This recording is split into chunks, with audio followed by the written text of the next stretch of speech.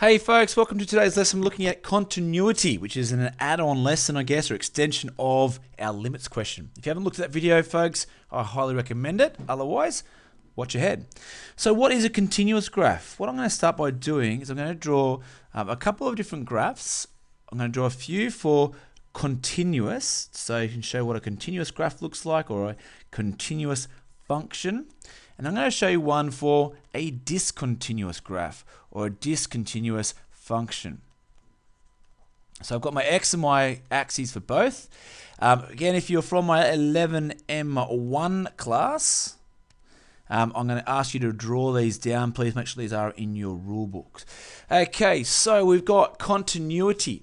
So a continuous graph will be one in which you are not taking your pen off the page. So for example, if I draw a nice parabola, that continues forever and it's one nice fluid motion. There are no gaps. Okay, I could draw a cubic graph. Again, nice and fluid. It goes on forever. Even the basic linear graph, as you can see, I didn't have to take my pen off the page at all for that. So again, a continuous graph, it's a full flowing graph. There are no gaps. And basically, as I said, if I don't take my pen off the page, draw that line or that curve, then it is continuous. What is a discontinuous function? Well, it's one that isn't continuous. It's where you have to take your pen off the page. That's not particularly very nice hyperbola, but see, I have to take it off and I'm now putting it back on to draw the other part of my graph. So in that case, I've got an asymptote there, x equals 0, and that means that the values cannot equal 0 for x. Likewise, the asymptote of y equals 0, which means that y values can't equal 0 either. So that is a discontinuous graph because there is a gap. There's something missing. Now you can actually have graphs similar to this on our left-hand side, but they can still be discontinuous. For example, we're going to be looking at today at drawing some straight line graphs that look like straight lines, but what's actually going to happen, there's going to be a point, I might put it there, where there's an actual gap missing, where I'm going to put a hollow circle like our inequalities, which means that it equals all those values except for that particular point.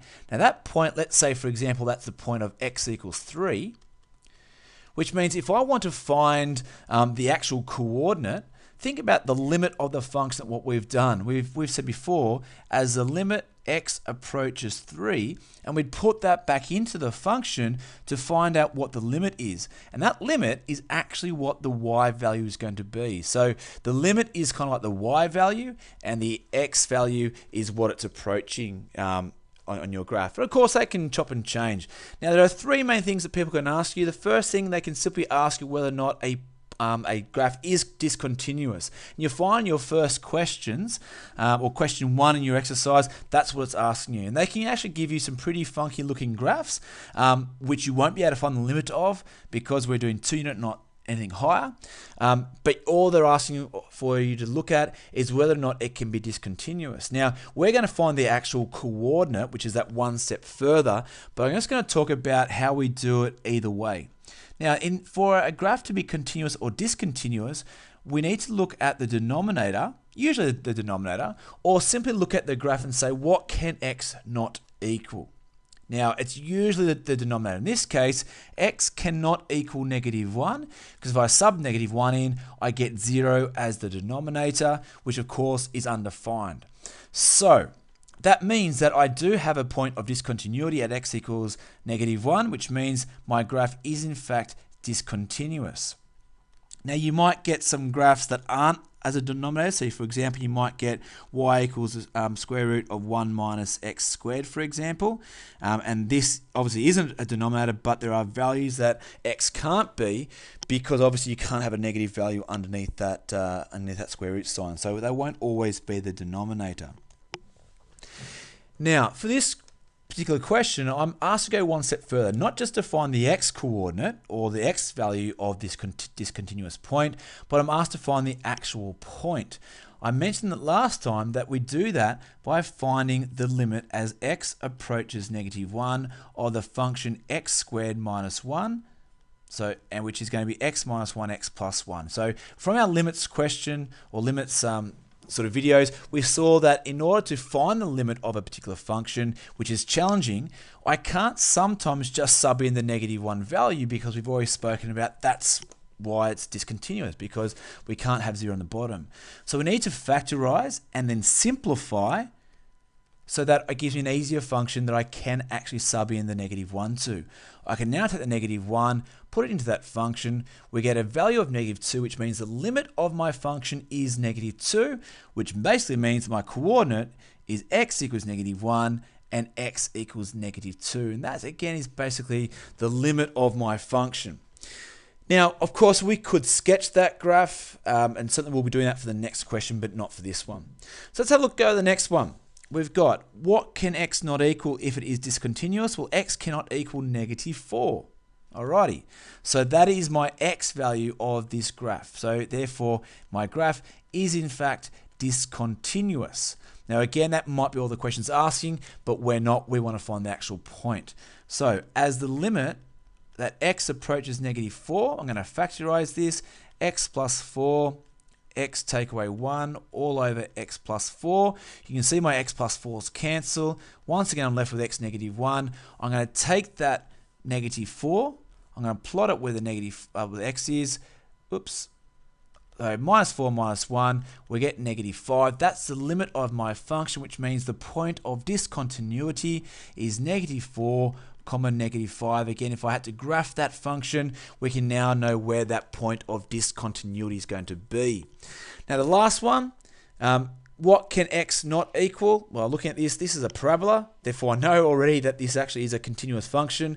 But otherwise, I can't put any x values in for this not to be able to happen, which means that in fact, this is a straight continuous function.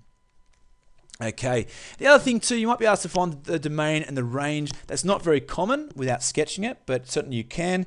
And in fact, all you need to look at, if it's a point of discontinuity, it's all real x except x can't equal -1, all real y except y can't equal -2, all real x except x can't equal -4, all real y except x can't equal -5.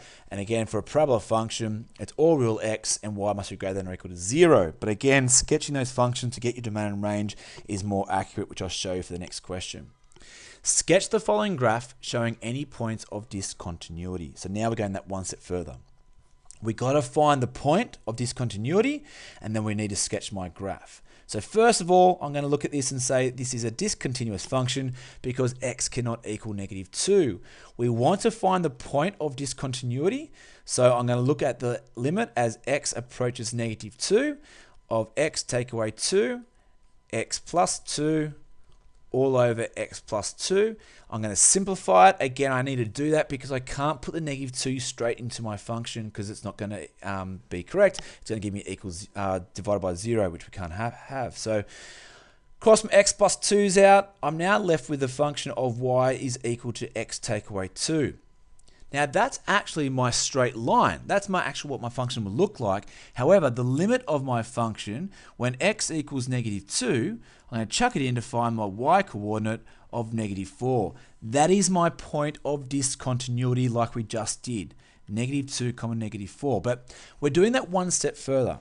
We're actually going to sketch this particular function. Now, if you look at this bit here and you go, oh, how am I supposed to sketch that? I don't even know what that looks like. It's kind of like a parabola on top and a straight on the bottom. That's really strange. Well, that's okay. Because actually, when you do your limit and you sub it in and you get that final thing that it looks like, oops, my apologies, then what's going to happen, that function that you found, y equals x take away 2, so after you simplified, you factorized and simplified, that's actually what your graph looks like. Except the only difference is, apart from it being a straight line, you're going to have a point of discontinuity. So I'm going to put the graph here. It's a y-intercept of -2. So I'm going to put -2 there. That's my first coordinate. Remember to find the x intercept, put 0 for the y, x take away 2 plus the 2 across x equals 2. So 1, 2. I'm going to put my other point there. So we've got what the graph looks like. that is a straight line linear graph. However, it's not the graph of y equals x minus 2.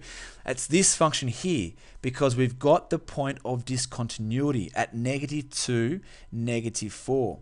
So 1, 2, and it goes all the way down. Unfortunately, my graph is probably a little bit too low, and I will not going to be able to see my point of discontinuity, but I'm just going to try rub that out a little bit.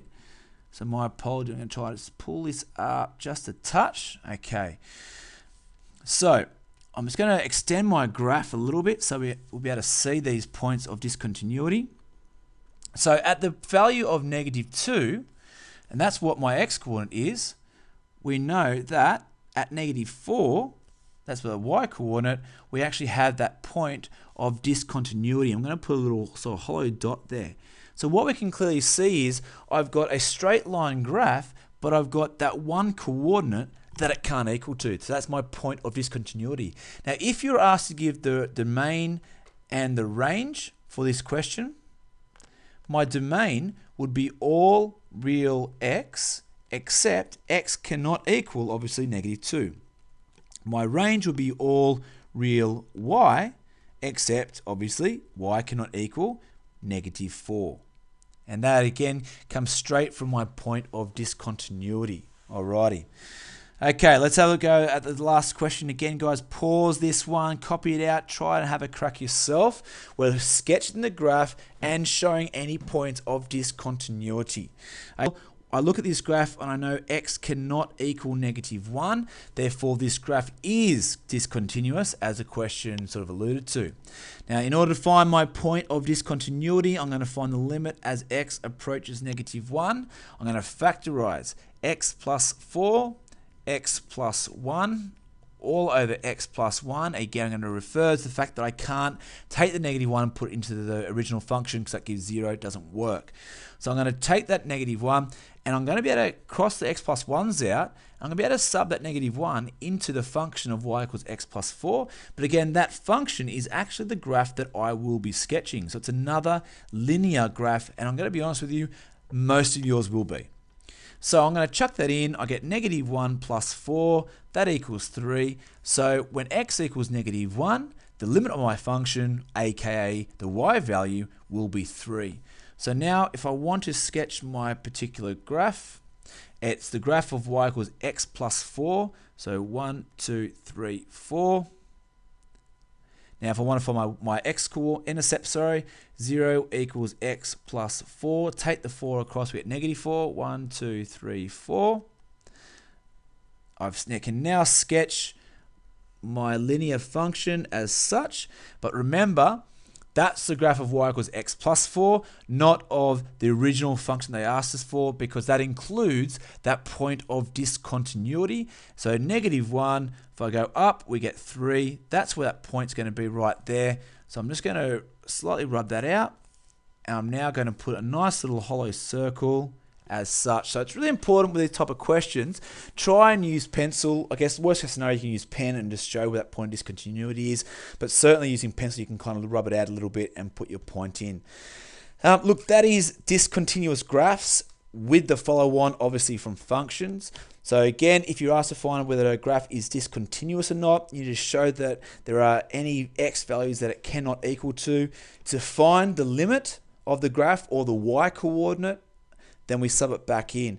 There will be a few occasions, and I'll just mention this very briefly, where you get really hard functions like 1 over x minus 2 all squared, which kind of looks like, I guess, in theory, you think it might be something to do with like a hyperbola. This is actually an extension 1 graph because it's not actually a hyperbola. We do know, though, that it is discontinuous because x cannot equal 2 in this case. Because obviously if I put a 2 there, 2 minus 2 is 0, and that doesn't work. So in this particular case, we know at least that the x value can't equal positive 2. The problem is that you can't do the limit as we've been, because you can't actually change that. You can't factorize it at this point in time, or certainly not in our 2-unit mathematics skills. And generally speaking, a lot of time that actually means that the x value or the domain of this graph is all real x, except x cannot equal positive 2, and actually means that that line positive 2 is in fact an asymptote. Okay, and then you go from there. But again, look, that's more extension work. So if you do see any questions like that, just beware that a lot of the time that they'll just be asking whether or not the graph is discontinuous and to find the x value, which in this case, the value is x equals 2, and we would stop there. Okay, have an awesome day, guys. Any problems, let me know. But that certainly is the lesson on discontinuous graphs. Have an awesome day.